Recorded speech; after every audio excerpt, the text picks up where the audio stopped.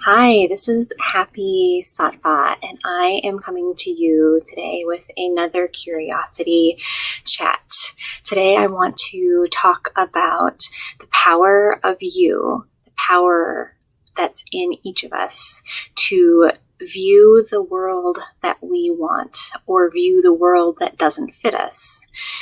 We're very powerful creatures in the fact that we can imagine something. And through that imagination, that vision casting, we're able to see something that we want. We see something that isn't yet created. That's imagination.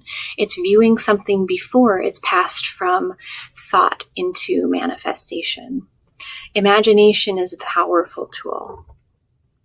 We use imagination every day, whether you think you're very creative or not, whether you think you're very imaginative or not, whether you think you're a realist or not.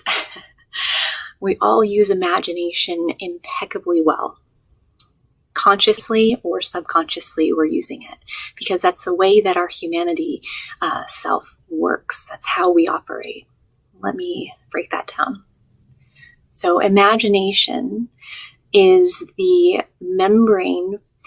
There's a membrane, I like to think of it this way, membrane separating what is thought and what is physical world.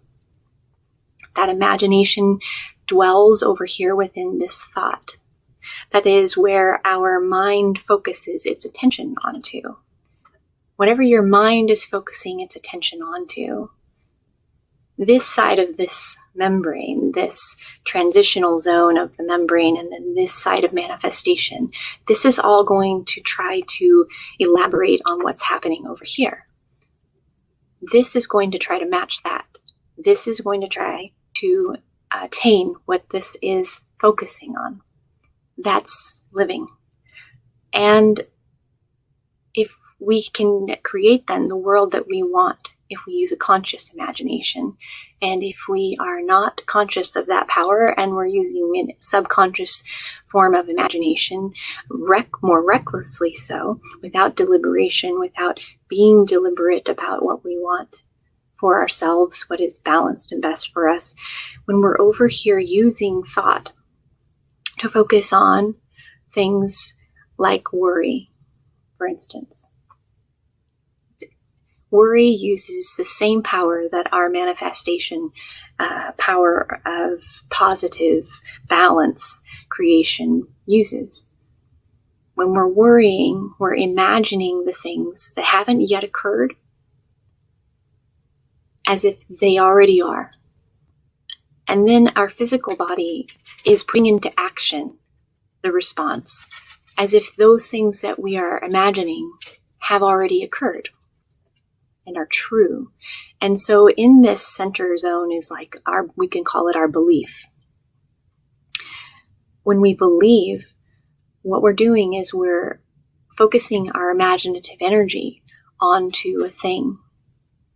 We're believing in it. And then the rest of our experience is coming in to reorganize itself to match up to what our perceived imagination has given us. So in that, if we are focusing our energy of imagination on worry, then we are going to produce in our lives more struggles and those worries coming true. We're going to be seeking them out, and in turn, they'll be seeking us. If we instead, we don't shame ourselves for doing this, but instead we pull back that energy from going down the direction of focusing on imaginary things that haven't occurred, that we don't want to occur, and instead pull back and we ask ourselves, what do we want? Let's say, as an example, this will be broad, but fear of something that we fear. We don't want that thing to happen that we fear. And we pull back the energy from thinking about that thing that we don't want, that fear that we have. And instead we ask ourselves, what is it that I need? What do I want in that moment? What's the opposite of that fear coming true? Oh, well, I guess it would be safety. I want to feel secure.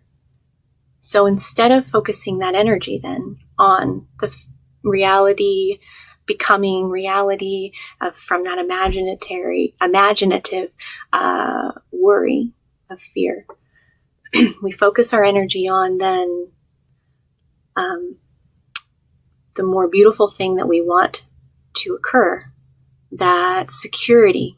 We want to feel security, and we start to imagine, well, what would that feel like to feel security?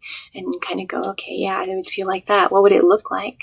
It would probably look like this, and that would be there. And I would have secure thoughts about, I would feel secure if this person were here. And, we start to imagine the way that plays out to feel secure.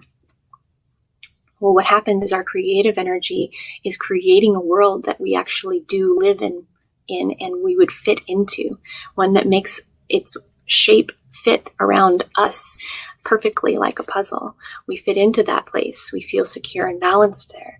And our imagination then, instead of building the world that we worry about becoming true, we're using our imagination to build the world that we long for, that fits us, where we belong. And in that is a powerful magic, really, to create a space where you are dwelling within an atmosphere of belonging and fitting in what your heart truly is searching for. Instead of spending your energy towards, and by energy I mean imagination, instead of imagining those things that you do not want, the things that do not feel right to you, use that imaginative, creative power to explore all of the senses of what you do want, what your heart is looking for, and watch how that comes and finds you.